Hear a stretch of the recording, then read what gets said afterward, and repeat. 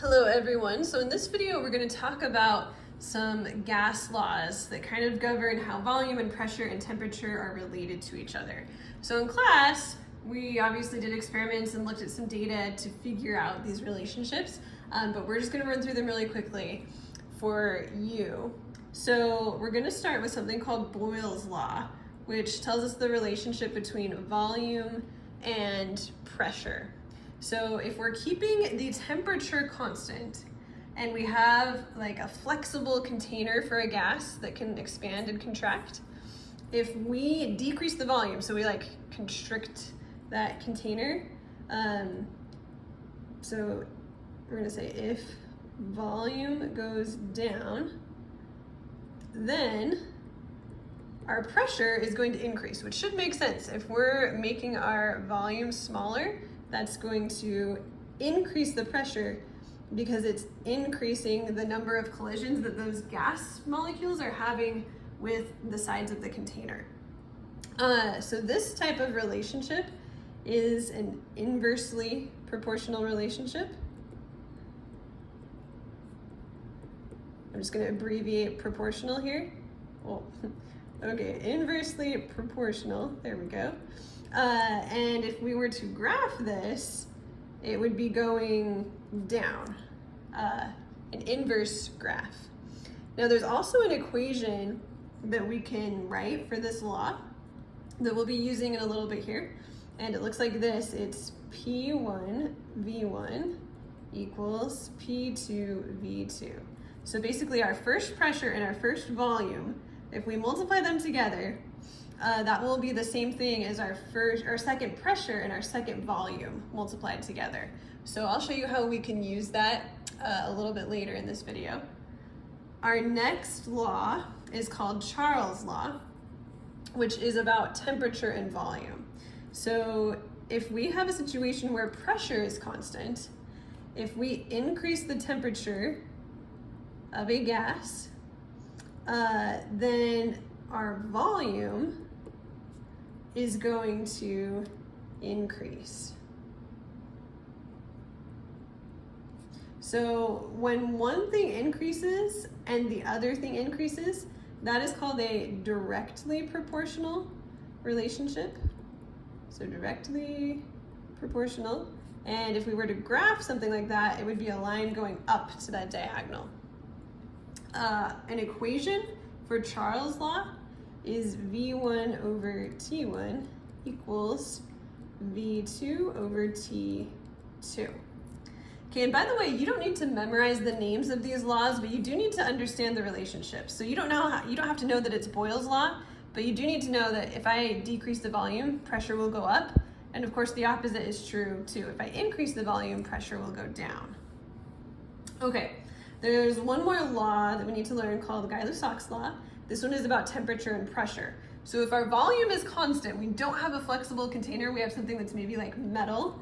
If we increase the temperature, it should make sense to you that the pressure is going to increase because the gas molecules are going to start moving faster, they're going to be colliding more with the walls of the container, and that's going to increase pressure. So these two are also directly proportional, meaning that if we were to graph them, the graph would increase up and to the right. The equation for this one is going to look a lot like Charles' law. Anytime we have a direct relationship, we're going to have fractions in our equation.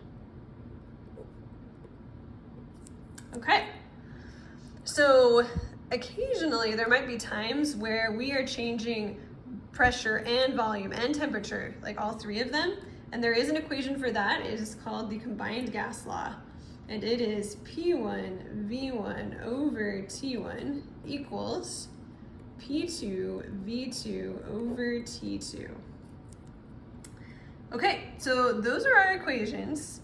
Let's go down here and just try using a couple of them in some problems. So this one says a sample of gas has a volume of 500 milliliters and under a pressure of 500 millimeters of mercury, or mmHg. What will be the new volume of the gas if the pressure is reduced to 300 mmHg at constant temperature? So first of all, when we're trying to figure out which of these equations to use, we want to look at what units they're giving us. So they're giving us 500 milliliters, that's a volume, and 500 mmHg, which is a pressure, and 300 mmHg, which is another pressure. So we've got two pressures and a volume, which means we're going to need to be using Boyle's law. It tells us that we are at a constant temperature. That means that temperature does not change, so it doesn't need to be in the equation. So we don't need to use the combined gas law. We don't need to use either of these with temperature. We're using Boyle's law because temperature isn't changing. So once I figure out what law I need to use, I like to write all of the variables of that law over here to the left, and then read through the problem and figure out which number is which variable. So 500 milliliters, that's a volume. It's the initial volume of the gas, like the volume that it has before it changes. So that's gonna be our V1. By the way, for these equations, the units don't matter as long as they match on the left and the right side of the equal sign. So you've gotta have, if you have your volume in milliliters here, it needs to be in milliliters on the right side, but it can be milliliters as long as these match. So we also have 500 mmHg at the beginning, so that's gonna be our initial pressure. And then we have another pressure, so that would be our second pressure, 300 mmHg. And then what we're solving for is our new volume, so our V2. Okay, now before we plug everything in, what I actually like to do is write out my initial equation. So my P1 V1 equals P2 V2. And then solve for the variable that's going to be my x. So I want to find V2, so I want to get V2 by itself. So I'm going to divide by P2. And then what happens there is P2 cancels out on this side. So then that means that V2 is equal to P1 V1 over P2. It's much easier to solve stuff if you rearrange your variables before you put numbers in. It just makes everything cleaner and you're less likely to make mistakes. And it's what people who've been doing math and science for a long time will always do. So it's kind of a beginner thing to want to plug the numbers in and then move them around. Don't do that, move the symbols around and then plug the numbers in once you've got your equation all set up. So for V2, we're just going to plug in P1, which is 500 mmHg, and V1, which is 500 milliliters, divided by P2, which is 300 mmHg. And look at this, our mmHg will cancel out and we'll be left with milliliters, which is what we want. And then we just need to do 500 times 500 and then divide that by 300 and we get 833.333 milliliters. Now, if you're looking at significant figures, you might say, oh look, these all just have one significant figure, and you're right. So if we want to be technically correct, we should probably round this to just 800 milliliters. Because that's the level of precision that we have for these other measurements. All right, so that's how you use Boyle's law. Once you figure out which variable each number goes with, it's pretty easy after you do that part. Okay, let's look at one more example and then we'll be done. So a sample of gas has a volume of 400 liters when its temperature is 20 degrees Celsius and its pressure is 300 mmHg. What volume will the gas occupy at standard temperature and pressure? Okay, so we've got a volume, a temperature, and a pressure. So that means we're gonna need to use the combined gas law that's got all three. So let's just write out our variables here. We've got P1, V1, T1, and P2, V2, T2. Sorry, we don't have a ton of space. We're gonna do our best. So our 400 liters, that is our first volume. Our 20 degrees Celsius is our first temperature. Now, we do not want to use our temperature in Celsius for any gas law calculations.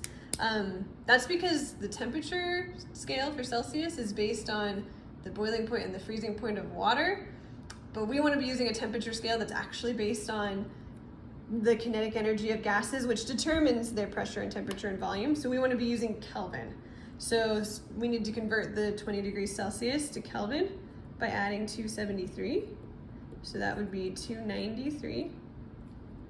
And then our pressure is 300 mmHg. Okay.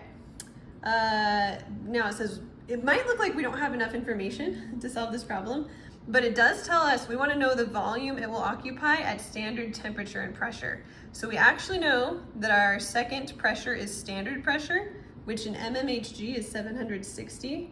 I'm going to just leave it in mmHg since my starting pressure is mmHg. And then my starting temperature is going to be standard temperature, which in Kelvin is going to be 273. And then I do not know V2. That's my missing part. So if I write out my equation, P1 V1 over T1 equals P2 V2 over T2, I want to solve for V2. That's what I want to get by itself. So what I can do is, I can do this in any order. I'm first going to divide by P2. That'll cancel out the P2 over there. So then I'm going to have V2 over T2 equals P1 V1 over T1 P2. And then I want to multiply both sides by T2. That will get rid of my T2 over there. So I'm going to end up with V2 equals P1 V1 T2 over T1 P2. It's kind of a lot to keep track of, but it's going to work out. So let's plug everything in now. We've got P1 is 300. I'm going to leave out the units just for space, but it's always good to put them in because then you can see that they cancel. But just for the sake of space, I'm leaving them out. Our T2, be careful, we're putting T2 here, is 273. And then our T1 is 293. And our P2 is 760. And if you looked here, our mmHg would cancel out and our Kelvin would cancel out, and we'd be left with liters, which is our volume. So if we go ahead and multiply this all, we would do 300 times 400 times 273, hit enter. We'll go ahead and divide that by 293 times 760, and we're gonna get 147.11 or 147.12 liters. If we really want to be good with our sig figs, since these all just have one significant figure, we could round this up to just 100, well down I guess, to 100 liters. If we want to be really accurate with our significant figures. All right, so that is how you solve problems involving Boyle's law and also the combined gas law.